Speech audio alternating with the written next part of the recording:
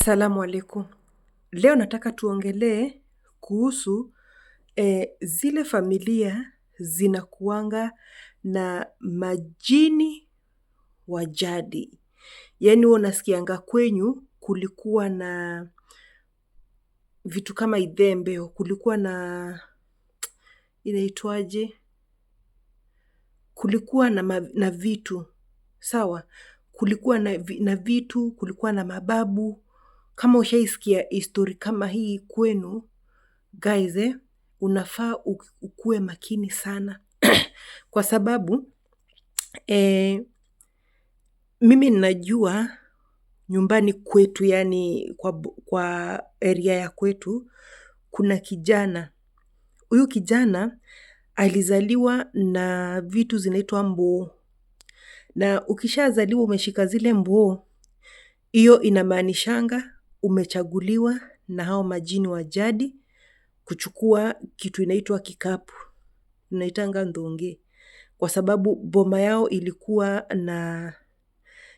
na majini wa jadi ambao walikuwa wako huko. Na hao majini wanakuanga tu wamechukuliwa na wazee, yani zinakuanga ni vitu za kuachaniwa. Na ndio maana wanaendanga wakiachaniwa. Na kila generation ikizaliwa huwanga wanachoose ni mtoto mgani atachukua hiyo kikapu. Na kitu ya kushangaza, hawachuzingi mtoto hivi hivi. Hawachuzingi mtu hivi hivi. Wanachuzingi mtu mwenye akili timamu, mtu mwenye uwezo maalum, yani mtu amepatiwa neema tu fulani ya uerevu, yani kuna kakitu. Unapata kuna hata watu wanazaliangwa wakiwa watoto, yani wakiwa watoto unaona kalikuwa, yani ako na bidii sana ya dini. Unaona huyo mtoto maybe kama ni Mkristo anataka kuwa pastor, anataka kuwa mtu fulani katika uongozi wa dini. Unapata huyu mtoto kama ni wa Kiislamu, unapata anapenda sana dini. Anapenda sana, yani anafanya, anajihusisha na vitu za dini sana. Kwa hivyo wanatakanga mtoto mwenye akili na mtoto wenye uwezo maalum. Hao watoto wako wanazaliangwa kwa boma na hao ndio maana wanachuzingi. Tukienda kwa upande ule mwingine wa hizi kundi, unasikianga kundi za kishetani ambao sitazitaja jina. Si unaona zile kundi, hawawezi wakakuchukua, hawawezi wakakukubali uingie kwa hiyo kundi ukiwa mjinga, wewe ni zuzu, unaona vitu kama hizo.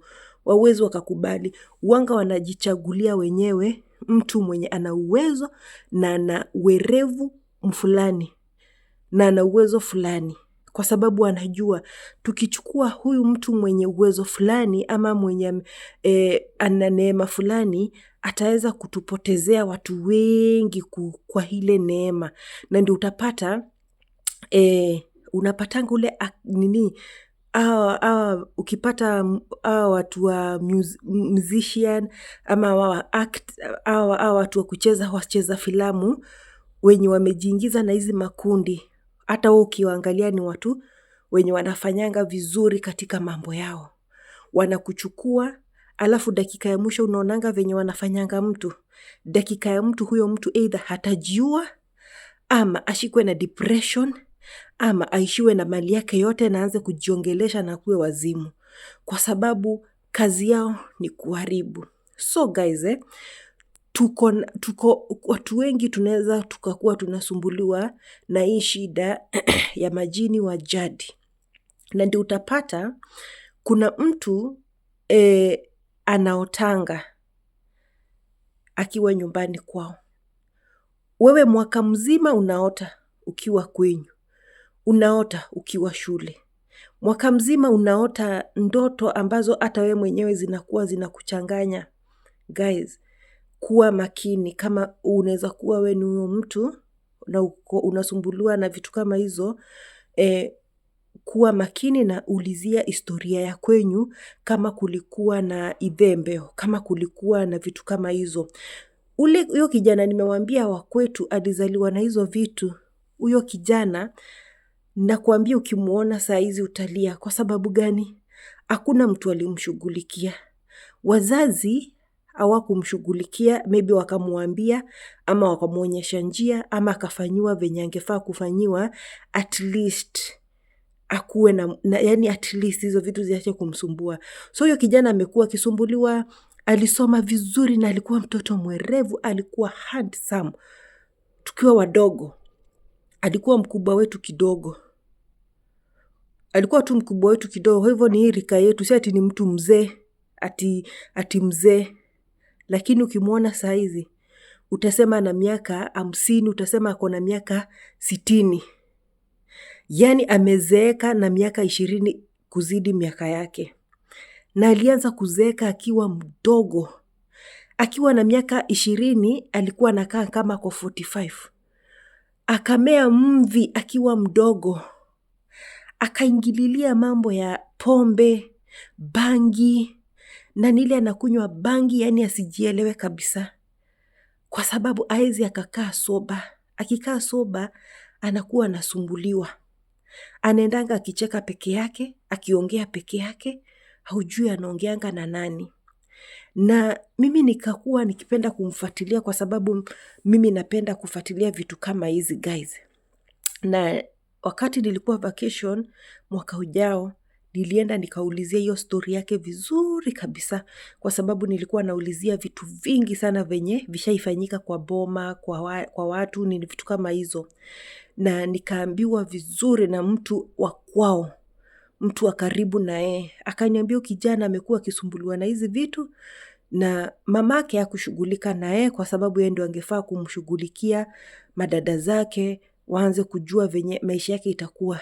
Na guys, huyu kijana hajawahi kuoa, hajawahi onekana na msichana. Kama anakuaga na wasichana huwezi ukajua wanakuanga wapi. Yani maisha yake imeisha hivyo kwa sababu hakushughulikiwa. Sasa unaweza ukakuwa wewe ni mmoja wao, ama wewe ni ule msichana, ama wewe ni kijana, unasikianga kwenyu kuna vitu, kuna vikapu, kuna nini, alafu wewe ndio unafaa kurithi ule jitu, na ukikataa pia wanaanzanga kukuadhibu, wanakuadhibu ndio ukubali. Na guys, ukijipata uko kwa hii hali, njia sio kukubali, msimamo ni kukataa na kuingia ndani ya ibada. Wasumbue, ingia tu ndani ya ibada. Ingia ndani ya ibada, fanyiwa rukia kwa wingi na tumia dawa za kisuna kwa wingi, za kuogea, za kupaka na ibada. Hiyo tu ndio dawa. The more unafanya ibada yako vizuri na the more unatumia dawa za kujipaka, dawa kama ni mafuta, tumia mafuta ambazo zimefanyiwa maombi. Kama ni hizi mimea ya asili, iende inafanyiwa maombi, unaoga nayo. Kama mkunazi, miski, olive oil na black seed oil. Hiyo ni mafuta maalum unafaa uchanganyishiwe na ifanyiwe visomo za kisawasawa. Yani usiwahi kosa. Kitu ingine, maji yenye unakunywa. Hata kama sio maji ya Zamzam, maji yoyote yenye unakunywa. Hata kama ni dramu, maji yenye unatumia kwa dramu yani. Hiyo maji chukua ifanyiwe rukia. Kama unajua kujifanyia rukia, jifanyie, na kama utafanyiwa, fanyiwa na mtu mwaminifu na mwenye atafanya kutoka kwa moyo wake. Hata kama utafanyiwa lita 5 ya maji ya rukia, utakuwa unaichukua kidogo, unachanganya na ingine na unakunywa. Maji zako zieke mahali maalum, kama ni kwa jug, hata ukienda mahali, endanga tu na maji yako ya kukunywa, unaweka kwa chupa, unakunywa maji throughout yenye iko na visomo. Maji yenye unaogea iwe ni maji ya visomo. Kwa sababu yani hiyo maji yenye umefanyiwa ya rukia ndio utakuwa unakunywa na unaogea. Unashindwa lita 5 nitatumia itanitosha. Niliwaambia kwa mfano ukishafanyia maji rukia, kama ni lita 20, kama ni lita 5, unachota kakijiko tu kamoja, alafu unachanganya na maji ingine. hiyo maji ingine yote inakuwa yote ni maji ya rukia, ama ni maji ambayo yote inakuwa iko na hiyo nguvu. Kwa hivyo hiyo ndio uzuri na ubora wa kudumu tu kwa vitu za kisuna na na kuamini Mwenyezi Mungu. Mwenyezi Mungu anakuanga ameturahisishia kila kitu. Sisi ndio tunajiekeanga ugumu. Ukiendelea hivyo na wewe ujijue na ujue hali yako, unajua ubaya ni kusumbuliwa na matatizo ambayo haujui. Lakini kama unasumbuliwa na matatizo yenye unajua, kupona ni rahisi na utaishi na hiyo hali mpaka Mwenyezi Mungu apende. Utaoa, utaolewa, utazaa watoto wako. Kwa sababu gani? Unajua ni nini inakusumbuanga. Kwa hivyo utakuwa pia wewe unapigana na hizo mizimu, na the end of the day wewe ndio utazishinda nguvu, kwa sababu sisi tuna uwezo mkubwa sana. Sisi kama binadamu tumepatiwa dhidi ya vitu kama hizo. Hazina nguvu kutushinda. Sisi tumepatiwa akili, wale majitu wana akili. Kwa hivyo sisi tumepatiwa akili na tumeonyeshwa na Mungu mahali ya kuenda kutafuta usaidizi. Wale wanafanya tu kwa kuongozwa na shetani mkubwa wao. Lakini ukipitia njia ambayo ni sahihi, utawashinda. Sasa watu wengi wanafanyanga hivi, wanakoseanga hivi. Wacheni niwaambie, watu wengi wakijua wanasumbuliwa na vibabu za jadi ama hizi mijitu za jadi, unajua venye wanafanyanga? Wanaendanga kwa wababu wengine wakubwa. Sasa wanaanza kuingia kwa watu wengi. Yani kwa mfano nawaambianga jini haizi akatoa jini. Hawa ni watu wako na game moja na mission zao ni moja, kukuja kutusumbua. Kwa hivyo ataenda amtulize, amwambie wewe tulia kama miezi 3, alafu utarejea. Kwa hivyo maisha yako yote utakuwa unaenda anatulizwa hivyo. Na wakati ametulia, si ati yako mbali, ako tu na wewe hapo. Sasa unajua ameambiwa na ule mwingine atulie. So ndio hivyo ndio kazi yenye ukienda kutibiwa na watu wenye wanatumia hizo mizimu, wanaendanga tu wanazituliza, lakini maisha iko pale pale na mashida ziko pale pale. Na ndio unaonanga watu wengi wakiniambia, Zamzam, nimetembea, hakuna mahali sijatembea. Hakuna mahali sijatembea. Vitu zinakuwa mzuri, miezi 2, zinaharibika mwaka 2. Yani hivyo ndio nimekuwa, sina chochote, sina mbele wala nyuma. Guys, dawa tu ni moja. Mrejee Muumba wako, na vitu ziko nyingi za kisuna ambazo tunaweza tukatumia. Ni wewe tu na shida yenyu niwaambie ni nini, kwa sababu mimi najua hata mashida zenyu. Nyinyi unaweza kukuja nikakupatia remedy mzuri. Nikakupatia viungo, nikakuelezea vizuri, na hata ukaniambia hizi vitu nazipata, na ukaenda ukazipata, ukajinunulia, ukanionyesha na nikaona. Nikakwambia vizuri venye utafanya. Sawa? Wewe utaenda ufanye, sijui hata kama utafanya, juu mimi nitakuelezea vizuri. Alafu ujipake kuna watu wanatumianga wiki ya kwanza, ya pili, anakuja tu ananiambia anaona vitu zikiendelea vizuri. Vitu zikiendelea vizuri anaacha. Guys, hii ni lifestyle. Hii itakuwa ni lifestyle yako. Kufanyia mafuta dua, kuombea maji, hiyo ni lifestyle.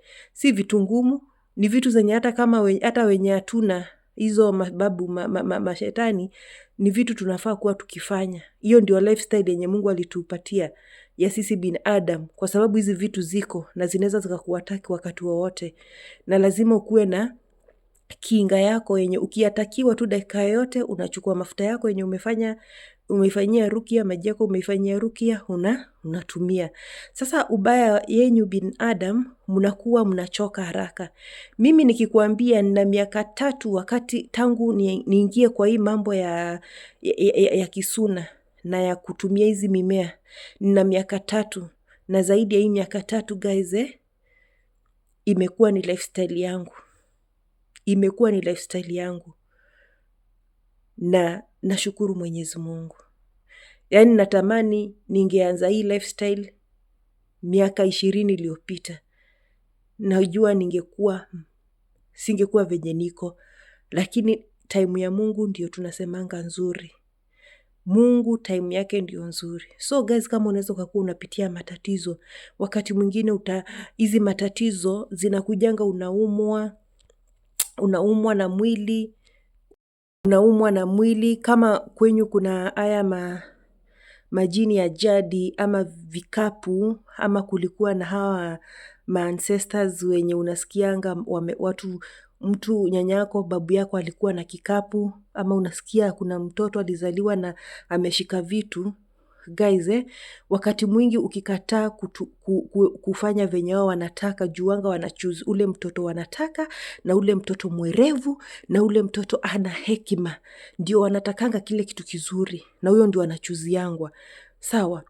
Na wakati tu utachuziwa ukiwa mdogo, hapo ndio unaanzanga matatizo. Hata ukiuliza mamako atakwambia ulikuwa unagonjeka, ulikuwa unakauka. Kwa mfano kama sijui kama kwenyu ushaiona hii kitu kitambo. Ulikuwa unaona mtoto akikauka, anashikwa na ugonjwa mwingine, sijui ilikuwa inaitwa sijui ilikuwa inaitwaje na Kikamba. Wakamba, hebu nikumbusheni. Sijui ugonjwa ilikuwa inaitwaje, sio mung'athoko. Kuna jina ilikuwa inaitwa. Mtoto anakauka. Unajua ati watu walikuwa wanaambiwa wafanye nini? Ulikuwa unaambiwa kama wewe ni mamake, babake, ama mtu yoyote mko related, nenda kimbia kojoa, makojoo moto, yani makojoo hiyo ikiwa hivyo. Mtoto unaambiwa uweke kwa mdomo. Alafu unaambiwa ufanye mtoto umupulize. Mtoto anaamka dakika moja. Hiyo ni nini? Hiyo ni nini guys? Hiyo ni jini. Jini hiyo ndivyo anataka. Na anamwachilia. Anakuanga ameshikwa na kijini, na wakati amefanyiwa venye anataka, anaachiliwa. Ukiendelea kumfanyia venye anataka, baadaye utasikia mtoto akikauka chinja mbuzi, ama sijui enda ulale na fulani, ama yani mtapatiwa masharti. So ukikuwa mtu mwenye alikuwa amechuziwa kukuwa na hizi vitu, every time unasikianga ukiumwa na kichwa, ukiumwa na mgongo, ukiumwa na kila kitu, wakati mwingine unapatwa na depression, wakati mwingine unakosa mchumba, unakosa bwana, unakosa. Yani lazima utajitahidi sana, wewe pamoja na wazazi wako wakusaidie kwa mapema, ndio utoke kwa hii hali. Nimewaambia kuna kijana wa kwetu niliona maisha yake imeisha hivyo kabisa. Kijana alisoma, kijana alikuwa mwerevu, kijana alikuwa handsome, kijana mweupe. Huyo ndio kijana wa kwanza kumuona mweupe. Lakini sasa ukimuona hauwezi ukajua alikuwa mweupe ama mweusi. Yani ukimuona na movies imejaa kwa kichwa, na ni kijana mdogo. Guys, mbarikiwe, tuendelee kukua pamoja. Tumia hizo madawa zote nimekuambia, hiyo siri zote, hizo vitu zote nimekuambia guys, enda uzingatie na usikue mvivu. Uvivu ndio inawaharibu. Hizo vitu zote ukitumia, maisha yako itarudi normal, na mtakuwa tu na ile vita ya kidogo kidogo ikiisha, kidogo. Juu hawatapata makao kwako, hawatapata sasa nafasi kwako. Unaona, sasa wataona kwako ni kero kabisa, itabidi watoke. Na kitu yoyote yenye utaambiwa ufanye, usifanye. Ukiambiwa nenda ulete damu, usipatiane. Ukiambiwa nenda uchinje kuku, usichinje. Ukiambiwa nenda uchinje kondoo, mbuzi, watakangi kondoo, wanatakanga mbuzi, usichinje. Wakikwambia nenda ulete mkojo, usifanye. Wakikwambia nenda ulete damu yako, usifanye kitu yote yenye utaambiwa nao mababu wa jadi ufanye. Usifanye kitu yote. Fanya kitu yenye kwa maandiko, na fata suna. Fata madawa ya kisuna. Watu wengi tumesaidiana kwa hii hali, na wananiambia saa hizi Zamzam, naona vitu zikienda zikikuwa mzuri, naona tofauti. Naambia mtu endelea. Hiyo ndio lifestyle yenye Mungu alitupatia ya kutumia vitu za kisuna. Mbarikiwe, na usisahau kusubscribe na kuhiti notification.